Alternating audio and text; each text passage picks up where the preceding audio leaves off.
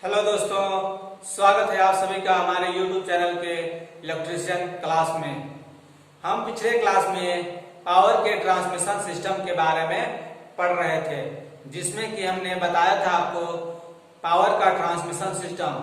वो पावर का transmission system AC था, जिसमें पावर के जनरेशन से लेकर के अर्थात पावर का जहां पर निर्माण होता है यानी AC जहां पर बनता है वहां से लेकर के हमारे घरों तक बिजली आने की जितने भी प्रोसेस माध्यम होते हैं उन सभी माध्यमों के बारे में हमने पढ़ा था और कुछ सीखा भी था। ठीक है, तो आज का जो हमारा क्लास है पावर के ट्रांसमिशन सिस्टम में ही है, लेकिन जो आज का क्लास है वो पावर के DC ट्रांसमिशन सिस्टम में है।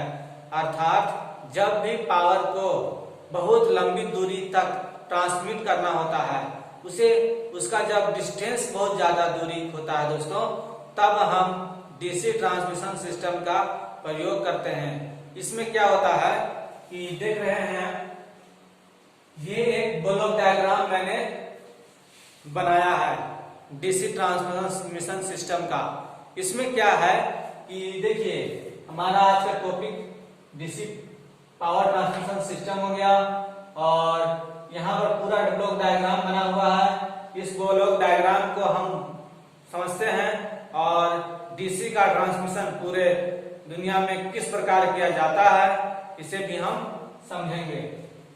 सबसे पहले हम बात करते हैं यहाँ पावर का जनरेशन स्टेशन अर्थात पावर प्लांट। यहाँ पर पावर प्लांट किसी भी माध्यम से हुआ हमें उससे कोई लेना देना नहीं है, क्योंकि पावर का निर्माण हो गया उसके बाद की प्रोसेस को हमको जानना बहुत जरूरी है।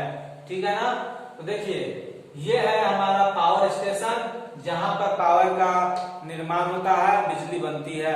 ठीक, फिर यहाँ पर एक अल्टरनेटर लगा होता है। ये अल्टरनेटर क्या करता है, उसी के द्वारा तो बिजली का निर्माण होता है। ठीक है, अब यहाँ से एक वायर निकल करके 3 वायर और यहाँ से हमारे पास एक स्टेप अप ट्रांसफार्मर होते हैं। इस ट्रांसफार्मर का क्या नाम है, स्टेप अप ट्रांसफार्मर।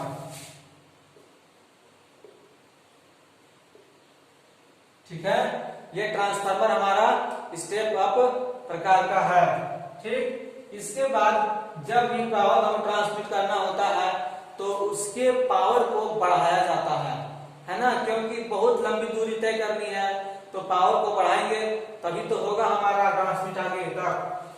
तब यहाँ पर क्या करता है कि पावर ट्रांसमिट स्टेप अप करके यानी कि पावर को बढ़ा के वोल्टेज को, यहाँ एक रेक्टिफायर लगा हुआ है दोस्तों। ये रेक्टिफायर का बहुत इंपॉर्टेंट रोल है इस ट्रांसमिशन सिस्टम में। इस ट्रांसमिशन सिस्टम में जो रेक्टिफायर क्या करता है, हमारे पास तो बिजली बनी है AC, क्योंकि DC का तो निर्माण होता नहीं है, निर्माण तो AC का होता है पावर स्टेशनों में। तो वहां पर पावर का स्टेशन में जब AC का निर्माण हुआ तब वहां से बिजली को आगे बढ़ाया गया, स्टेप अप ट्रांसफार्मर के माध्यम से आगे किया गया। उसके बाद यहाँ पर एक रेक्टिफायर लगाया गया। ये रेक्टिफायर फुल वेव रेक्टिफायर प्रकार का होता है और यहाँ पर AC को DC में कन्वर्ट कर दिया जाता है।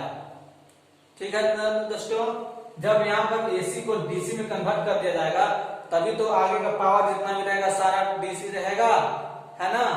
तो यहाँ पर रेक्टिफायर को लगा करके पावर को DC बना दिया जाता है। और DC इसलिए बना दिया जाता है दोस्तों कि DC में पावर को ट्रांसमिट करना AC के मुकाबले लॉस कम होता है। ठीक है ना। अब देखिए, यहाँ से लेकर के यहाँ तक ये इस जगह तक की दूरी बहुत ज्यादा है। 600 किलोमीटर से अधिक की दूरी ट्रांसमिट करने के लिए हम DC ट्रांसमिशन सिस्टम का प्रयोग करते हैं। इनके बीच में लगभग 600 किलोमीटर की दूरी होनी चाहिए। इनके बीच में लगभग 600 किलोमीटर की दूरी होनी चाहिए। बीच में और पाए होंगे, कोई जरूरी नहीं है, यहाँ से यहाँ तक 600 से अधिक की किलोमीटर की दूरी होनी चाहिए, तभी ये DC ट्रांसमिशन सिस्टम का प्रयोग किया जाता है। तो हमने देखा कि यहाँ पर एक आपका रेक्टिफायर लगा हुआ है जो कि एसी को डीसी में कन्वर्ट कर देता है, ठीक है।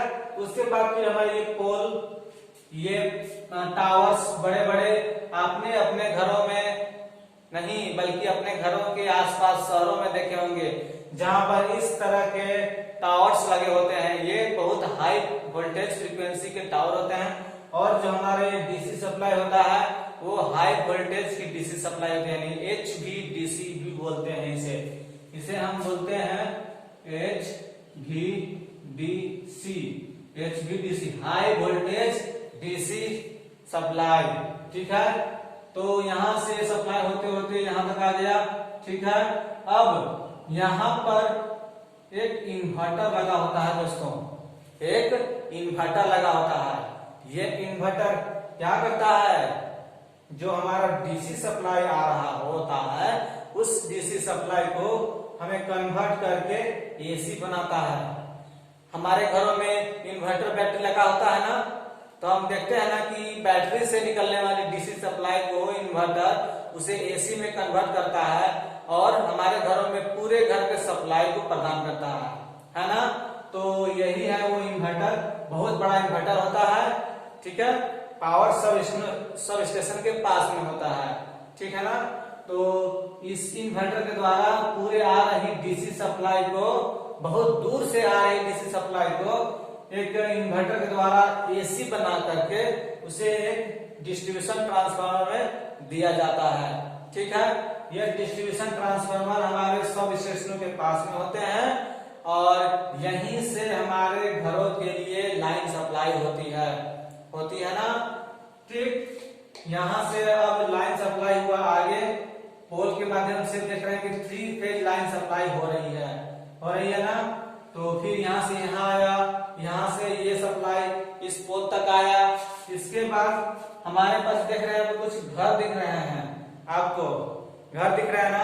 ये घर आपको हर एक घर से देखिए एक एक फेज सप्लाई लिया हुआ है। ये घर से एक फेज सप्लाई यहां से लिया हुआ है, फिर यहाँ से घर से सप्लाई यहाँ लिया हुआ है, यहाँ से घर सप्लाई यहाँ लिया हुआ है, ठीक है ना।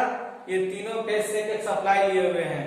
यहाँ पर मैंने हाइड किया हुआ है कि डिस्ट्रीब्यूशन ट्रांसफार्मर से जो आते हैं 11,000 के वायर्स, उन 11,000 के वायर्स यहाँ से डिस्ट्रीब्यूट करके स्टेप डाउन ट्रांसफार्मर, यानी कि डिस्ट्रीब्यूशन ट्रांसफार्मर क्या होता है, स्टेप डाउन प्रकार का ट्रांसफार्मर होता है दोस्तों, है ना।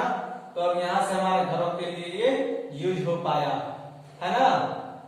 तो ये था आपका पूरा डीसी पावर का ट्रांसमिशन सिस्टम, जो कि एसी के मुकाबले लॉस कम होता है।